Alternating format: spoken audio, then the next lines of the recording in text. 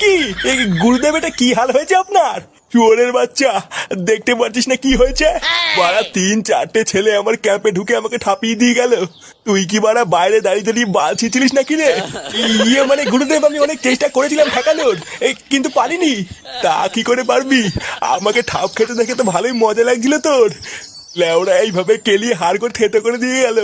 এবার তো দেখছি বাটি হাতে রাস্তায় বসতে হবে। চোদনা এইভাবে দাঁড়িয়ে দাঁড়িয়ে কি বাল দেখছিস? আমাকে তাড়াতাড়ি হাসপাতালে নিয়ে চ। আচ্ছা আচ্ছা গুরুদেব, চলুন চলুন। তোমাকে লেওরা বিয়ে করাই আমার ভুল হয়েছে।